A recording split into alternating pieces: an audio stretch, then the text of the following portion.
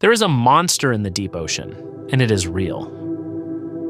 It grows longer than a school bus, its eyes are the size of dinner plates, its beak can cut through steel cable, its 8 arms and 2 tentacles are lined with hundreds of toothed suckers. For 2,000 years, sailors called it the Kraken, the beast that dragged whole ships beneath the waves. Everyone else called it a myth. They were wrong. It was down there the entire time, hunting in total darkness. Locked in battle with sperm whales a mile below our boats. The most legendary monster in the sea was a real, living animal all along. And for almost all of human history, no one had ever seen it alive. Our cameras were too loud, too bright. It always saw us coming and slipped back into the black, until one quiet red light finally drew the monster out of the dark, and for the first time, it looked back. Long before anyone had proof, the ocean already had a name for the thing in the deep, the Kraken. In the cold seas of the north, sailors told of an island that was not an island, a great back breaking the surface, ringed by snaking arms, that could reach above a ship's railing and pull it under in seconds. When it dived, they said, it dragged the sea down with it, opening a whirlpool that swallowed everything nearby. In the 1700s, a bishop in Norway wrote the legend down as fact, describing a creature 1.5 miles across, the largest animal on Earth. 100 years later, the poet Tennyson gave it a darker shape, a thing sleeping far below the thunder of the upper deep, waiting to rise just once, at the end of the world. And when Jules Verne sat down to write the most famous undersea adventure ever told, he reached for the same monster. His giant squid wraps the submarine Nautilus in its arms and tears a man straight off the deck. Readers shuddered. They also assumed it was pure invention. For most of human history, the Kraken sat on the same shelf as the mermaid and the sea serpent. A story to frighten children and sailors, something the rational world had outgrown. There was just one problem. Unlike the mermaid, the Kraken kept leaving pieces of itself behind. The evidence had been there all along, for anyone willing to look. The whalers knew it best. When they cut open the great sperm whales they hunted, they found the beaks by the hundreds, sometimes the thousands. Hard, curved, parrot-like jaws, the indigestible remains of something the whales were eating in enormous numbers far below. And across the whales' huge heads ran those circular scars, the print of suckers lined with teeth, left by prey that had fought back. Then, on rare and unforgettable days, the thing itself appeared. In 1873, in the cold water off Newfoundland, 2 fishermen and a boy were checking their nets when something rose beside their small boat. A huge, dark mass, and a beak, and an arm that reached for them out of the water. In a panic, the boy hacked at it with a small axe and cut the limb away. The creature sank back into the deep.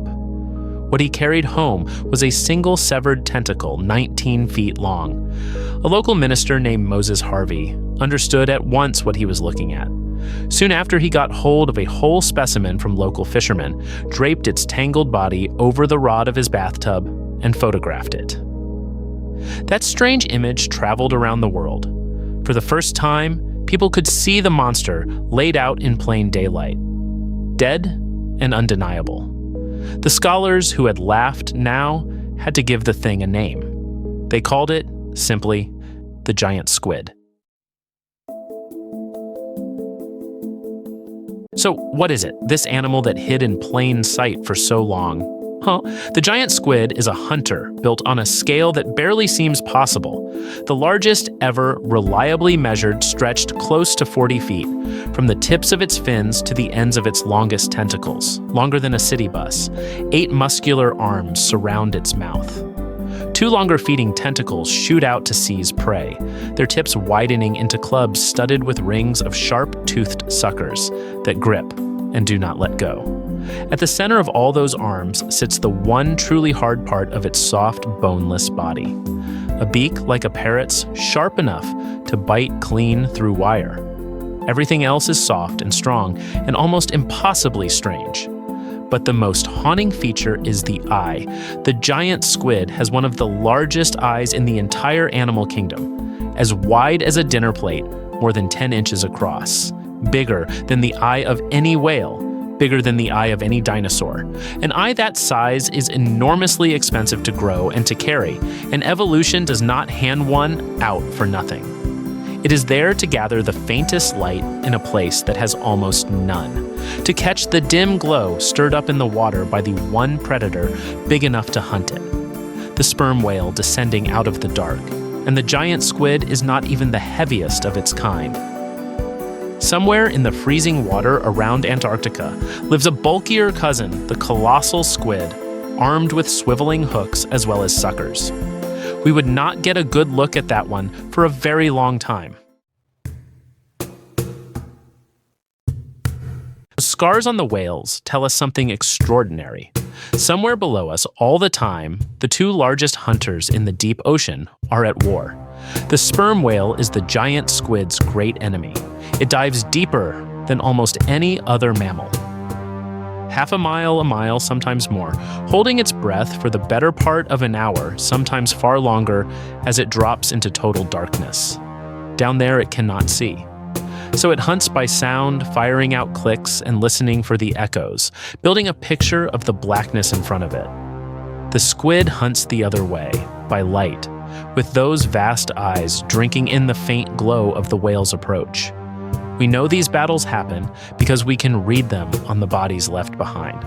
The rings of sucker scars on the whales, the mountains of beaks in their bellies. A single sperm whale can swallow more than 1,000 squid in a single day, almost all of them small. But now and then it takes on the giant. The animal that terrified sailors for 2,000 years turns out to be, for the largest predator on the planet, just another meal. And here's the strange part. This fight between two giants, the biggest clash of hunters anywhere on Earth, has been going on beneath our ships for as long as there have been ships. Millions upon millions of times. And not once, not a single time, has a human being ever seen it happen. The greatest battle on Earth, fought over and over again in the one place on Earth we had never been. By the end of the 19th century, the giant squid was an accepted fact of science. Museums had specimens pale and pickled behind glass. Textbooks carried its measurements. Everyone agreed it was real, and yet something absurd was still true. No one had ever seen a healthy one alive. Every giant squid anyone had ever examined was a corpse, washed up dead on a beach, dying at the surface where it did not belong, hauled up, tangled, and limp in a fishing net. The living animal, moving through its own world, doing the things it actually did, remained a complete blank. We had the body. We had never met the creature. The deep itself was the reason. The giant squid lives 1,000 feet down and far below that, in permanent darkness, and the only way to reach it was to send machines that were loud and blazing with light. And the giant squid, for all its size, is a shy and careful animal with the largest eyes on the planet. It saw us coming every single time and slipped back into the black long before we ever arrived. For more than 100 years after we gave it a name, the giant squid stayed a ghost. We were hunting the most elusive giant on Earth with the clumsiest possible tools. To find it, someone was going to have to start thinking like the squid. The first breakthrough came from a Japanese scientist named Kubodera, a man who had spent his life studying squid. His idea was simple and patient. If you want to find the giant squid, stop chasing it. Go to the place where the sperm whales go to feed, because the whales already know where the squid are. Then lower a baited line deep into that water, hang a camera above the bait, and wait. In the autumn of 2004, off the island south of Japan, he did exactly that. His line hung nearly 3,000 feet down in the darkness, and then, far below, a giant squid rose up and attacked the bait. For more than 4 hours, the animal struggled on the line, and the camera fired again and again, capturing over 500 photographs. A living giant squid, arms thrown wide, lunging in its own habitat with a mile of black water above it. At last, the squid tore itself free, leaving a length of its own tentacle behind on the hook. When those images were released, they stunned the world. After centuries of legend and a century of pickled corpses, here at last was the monster alive. Not draped over a bathtub, not rotting on a beach, hunting. It was the first time in history anyone had seen a living giant squid. But a photograph is a frozen instant. We had finally seen the giant squid. We had not yet watched it move. The scientist who broke through that last barrier was an American named Edith Witter, and her great idea was about light. Witter had spent her career studying bioluminescence, the living light that fills the deep ocean, where countless creatures glow and pulse and flash in the dark. She understood something the others had missed. We had been trying to film a deep-sea animal by blasting it with exactly the kind of harsh white light that does not exist down there, the kind every creature in the deep has learned to flee. So she built the opposite, a camera system she called the Medusa that gave off only a dim red light, a color most deep-sea animals cannot even see. No roar, no glare, a quiet, patient eye in the dark. And instead of bait, she offered a lie made of light.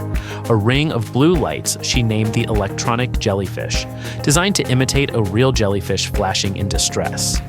In the deep, that frantic burst of light is a kind of scream. It means something is being eaten nearby, and to a large predator, it means dinner might be close. In 2012, off the coast of Japan, the trap finally worked. Out of the perfect blackness drawn in by a glowing lie, a giant squid rose into view. Its huge body shining in the soft red light, its arms reaching for the camera. For the first time ever, the world was watching a living giant squid move through the deep, alive in its own world. Days later, a colleague came face to face with one from a small submarine and could barely speak. So beautiful, he said, that he had no words for it. The Kraken had finally been caught on film, and it had been caught not with a harpoon, but with a light bulb shaped like a jellyfish.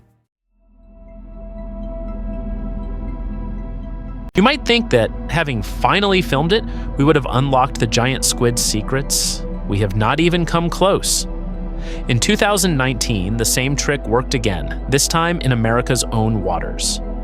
In the Gulf of Mexico, about 100 miles off the coast of Louisiana, that quiet red camera and its glowing lure drew a young giant squid out of the dark nearly half a mile down. Its tentacles unfurled toward the lens, then snapped back, and it was gone.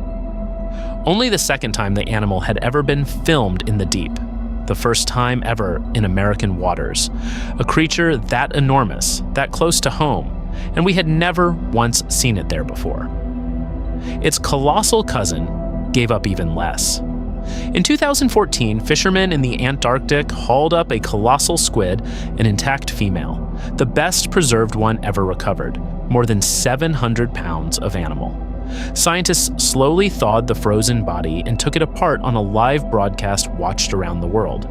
They measured its eye at around 14 inches across, wider than a human head, the largest eye in the entire animal kingdom.